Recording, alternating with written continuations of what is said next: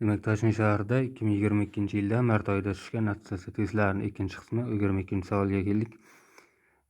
Aytyapti, keltirilgan sxemaga ko'ra kondensatorlardagi zaryadlar nisbati Q4 taqsim Q1 ni toping. Demak, rasmga qaraydigan bo'lsak, bu kondensatorlar yuqoridagi masalaga o'xshash. Ya'ni bunda 1 va 2 o'zaro parallel, bu tarafda esa 3 va 4 o'zaro parallel hamda bular bir-biriga o'zaro ketma-ket. Bu soddalashtirilgan sxemasi. Demak, 1 va 2 hamda 3 va 4 o'zaro parallel dedik. Shuning uchun ularda kuchlanishlar teng bo'ladi. Ya'ni 1 va 2 o'zaro parallel bo'lgani uchun o'shanda 1 bilan 2 da kuchlanish teng bo'ladi. Hamda 3 bilan 4 o'zaro parallel bo'lgani uchun unda kuchlanishlar teng bo'ladi.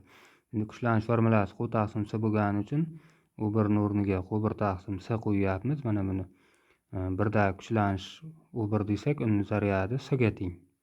Demak, Q1 taqsim S. Ikkinchi holdagi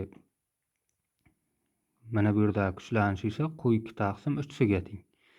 Bundan S bilan mana bu S qisqarsa, proporsiya qilsak, Q2 barobar 3 Q1 bo'ladi.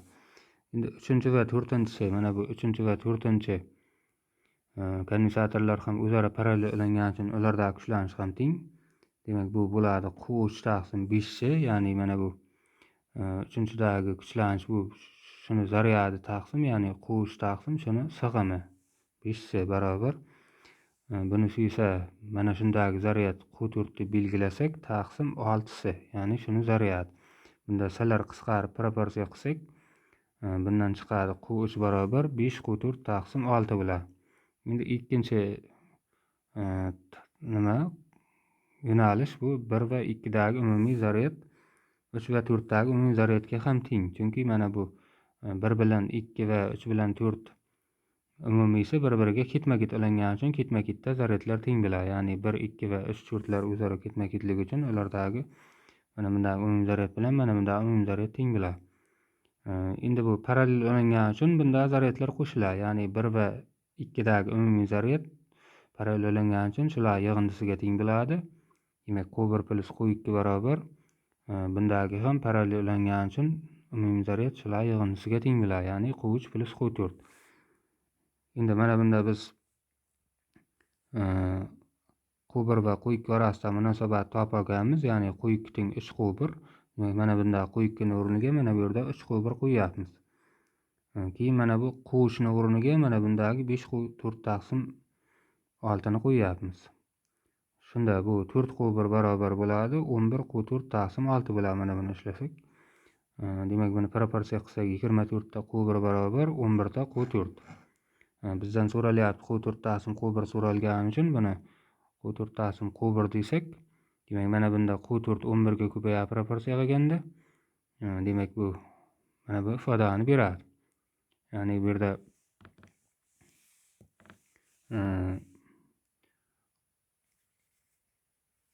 Q4 bilan 11 ko'payadi, bu yerda 24 bilan Q1 ko'payadi. Ya'ni mana bu ifodani beradi.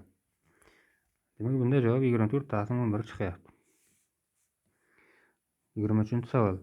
A va B nuqtalar orasidagi umumiy sig'imni toping deyapti.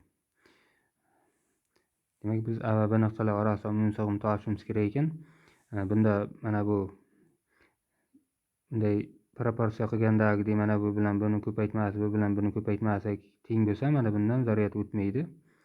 Bundan tok o'tmaydi. Shuning uchun mana bu qarshilik ishlamaydi.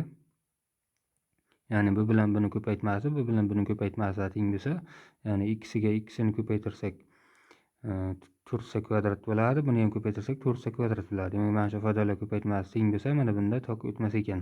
Shuning uchun bu qarshilik sig'im kondensator ishlamaydi. Demak, bu bilan bu ketma-ket, bu bilan bu ham ketma-ket bo'lib qoladi. Ketma-ketda bu inta bir xil qarshilik ketma-ket ulanganda umumiy sig'im o'sha mana bu shun sig'imlari o'sha nechta bo'lsa shunga bo'linadi. Demak, bu ikkisi taqsim 2 bo'ladi. Demak, ikkalasini ham umumiy ketma-ket ulangan S taqsim 2 bo'lsa, bu S bo'ladi. Endi bu bilan bu o'zaro parallel ulangani uchun bu S plus S, ya'ni 2S bo'ladi. Demak, javob 2S bo'lar ekan. 24-savol. Rasmda K va L nuqtalar orasidagi umumiy sig'im qancha deyapti. Demak, buni toklar bo'linishidan ishlaymiz. Mana K nuqtadan kelyaptidagi mana 1, 2, 3 ga bo'linyapti. Soddalashtirilgan sxemaga qarasak ham mana 1, 2, 3 ga bo'linyapti. Keyin mana bu birinchi yo'ldan davom etadigan bo'lsak, mana bu 3 sini ustidan o'tyapti. Mana 3 sini ustidan o'tyapti va bu borib hech qanday tarmoqlanmay 6 sini ustidan ham o'tyapti. Keyin mana bunda mana bu yerda kutib turibdi, boshqalar bilan uchrashishdi. Keyin mana bu 5 sini ustidan o'tyaptidagi shu nuqtaga kelyapti. Mana 5 sini ustidan o'tyaptidagi shu nuqtada uchrashdi.